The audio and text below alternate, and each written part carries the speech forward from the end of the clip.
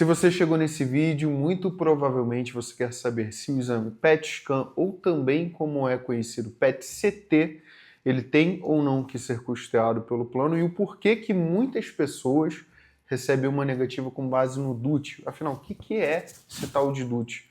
Por que o pessoal fica recebendo essa negativa? Fica nesse vídeo que eu vou te explicar até o final de uma maneira muito simples. Essa aqui não é uma linguagem para advogados.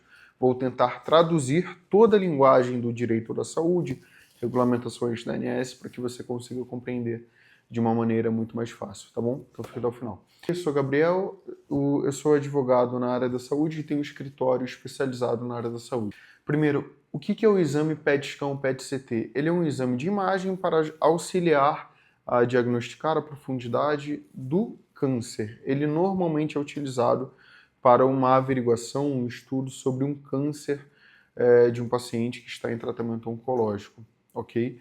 Então, o que é a DUT?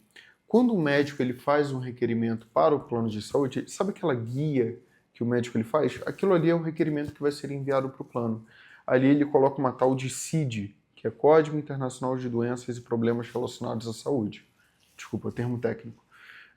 E aquela CID é com base nisso que o plano ele vai autorizar e vai negar. Então, só a título de exemplo, o PET-scan ele é autorizado para pacientes que têm câncer no pulmão. Normalmente, esse tipo de paciente não tem uma negativa.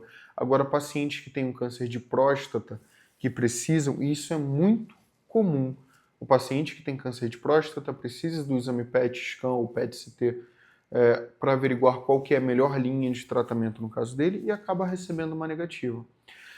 Por conta disso, por conta dessa tal de CID, que o plano ele nega. Existe uma DUT, que é uma diretriz de utilização que é fornecida pela ANS, que é a base para os planos fornecerem um determinado tratamento. É como se a ANS ela chegasse para os planos e dissesse assim, olha, plano de saúde, tá vendo esse exame aqui? Esse exame específico, ele é para determinadas doenças, para determinadas CIDs. Além disso, em tese, não seria para esses casos. Então, por exemplo, tem no DUT, o DUT 58, que trata sobre o PET-scan e o PET-CT, tem no DUT que para câncer de pulmão tem que ser autorizado. Não tem no DUT a informação de que para câncer de próstata tem que ser autorizado. Então, muitas vezes, e é muito comum, a gente vê isso aqui no escritório constantemente. E aqui chegam muitas vezes pacientes com câncer de próstata informando que receberam uma negativa do exame PET-CT ou PET-scan do plano de saúde. Então, por conta disso, a gente tem que ingressar judicialmente. E judicialmente, qual que é a discussão? Para te explicar. Se esse rol da ANS, que a ANS diz que esse determinado exame é para determinada doença, se ele é exemplificativo ou se ele é taxativo, ok? O que isso significa? Se é só aquilo que está no rol que o plano tem que custear ou não. Essa é a grande discussão que a gente tem com todo o plano de saúde hoje em dia.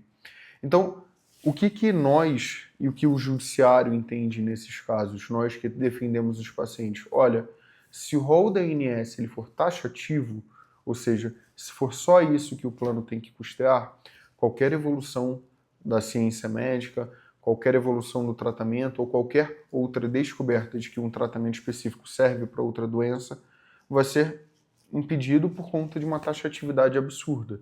E o plano alega que por uma questão de econômica, né, porque o plano ele visa o lucro, é natural da atividade econômica do plano, ele alega que isso não poderia ser um rol exemplificativo, porque senão isso vai onerar muitos planos. Qual que é a questão? O plano vem tendo um lucro absurdo, inclusive nesse primeiro semestre agora de 2025, não sei quando que você está vendo esse vídeo, mas saiu uma notícia de que eles tiveram no primeiro semestre 12 bilhões de lucro líquido. Não estou falando aqui de faturamento, estou falando de lucro. Então, o argumento do plano percebe que ele é um pouquinho frágil. Não tem por que a gente deixar o rol taxativo se isso beneficia o tratamento do paciente. Então, o que a gente tem feito em casos como esse, muito comum para o paciente com câncer de próstata, ingressamos judicialmente e buscamos ali um pedido liminar. OAB, só para deixar aqui bem claro, não estou prometendo que a pessoa que vai entrar judicialmente vai conseguir, mas hoje o judiciário ele é amplamente favorável a esse tipo de tese. Eles têm deferido o exame PET-scan, PET-CT, como prefira chamar, para esses casos, tá bom? Então, deixa eu te dar mais uma dica. Siga o meu Instagram, Gabriel Bergamo ADV. Ali tem sempre uma outra dica relacionada ao direito da saúde. Eu sempre digo, a informação é o que protege o paciente. Então, se você conseguir conversar com o teu médico para que ele emita um laudo muito bem fundamentado, isso muitas vezes previne uma negativa, tá? Segue lá o Instagram. Se esse vídeo aqui foi favorável para você, se ele te trouxe algum conhecimento que foi útil, curte, compartilha, comenta aqui embaixo se você tem alguma dúvida adicional e por hoje é só.